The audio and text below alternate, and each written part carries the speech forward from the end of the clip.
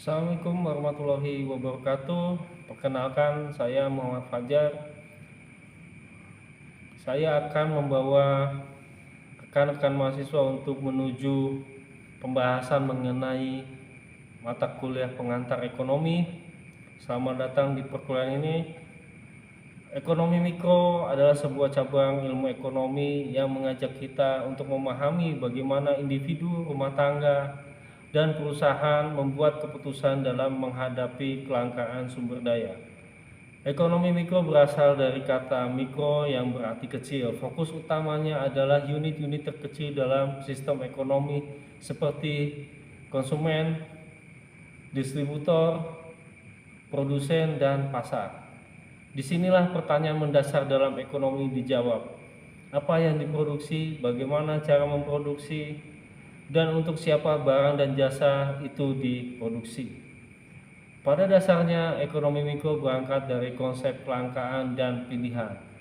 Sumber daya baik tenaga kerja, modal, tanah maupun teknologi selalu terbatas, sementara kebutuhan manusia tidak pernah habis.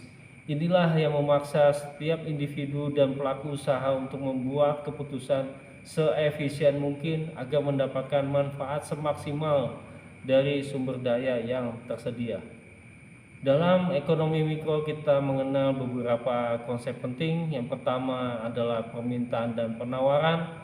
Permintaan mencerminkan keinginan dan kemampuan konsumen untuk membeli barang dan jasa pada tingkat harga tertentu, sedangkan penawaran menggambarkan jumlah barang atau jasa yang produsen bersedia menjual di berbagai tingkat harga. Interaksi antara permintaan dan penawaran membentuk harga pasar.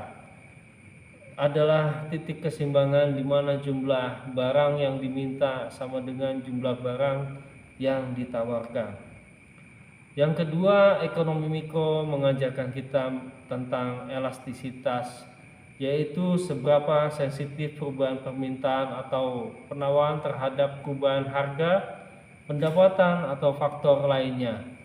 Konsep ini sangat penting dalam strategi harga baik untuk bisnis lokal maupun perusahaan global. Selanjutnya kita mempelajari teori perilaku konsumen dan produsen. Dalam teori ini diasumsikan bahwa konsumen berusaha memaksimalkan kepuasan atau utilitas, sementara produsen berupaya memaksimalkan keuntungan atau laba. Analisis ini membantu menjelaskan mengapa suatu barang lebih dipilih daripada barang yang lainnya dan bagaimana perusahaan menentukan jumlah produksi yang optimal. Ekonomi mikro juga mengenalkan berbagai bentuk struktur pasar, mulai dari pasar persaingan sempurna, monopoli, oligopoli, hingga persaingan monopolistik. Tiap bentuk pasar memiliki karakteristik yang berbeda dalam hal jumlah pelaku, hambatan masuk, kekuatan penetapan harga, dan dampaknya terhadap kesejahteraan konsumen.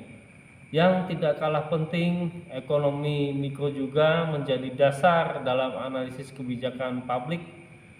Pemerintah memanfaatkan teori-teori ini untuk mengatur pajak, subsidi, tarif, hingga kebijakan pengendalian harga demi memastikan distribusi sumber daya yang adil dan efisien di dalam masyarakat.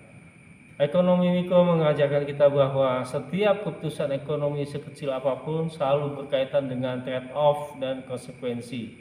Memahami logika ekonomi mikro adalah kunci untuk membaca perilaku pasar, memprediksi dampak kebijakan, dan merancang strategi bisnis yang rasional.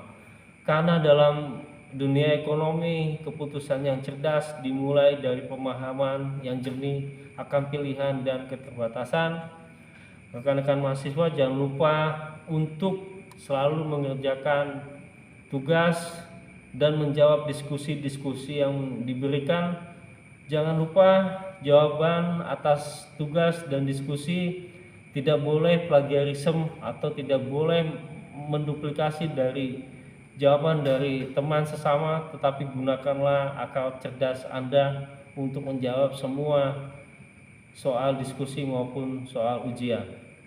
Terima kasih. Wassalamualaikum warahmatullahi wabarakatuh.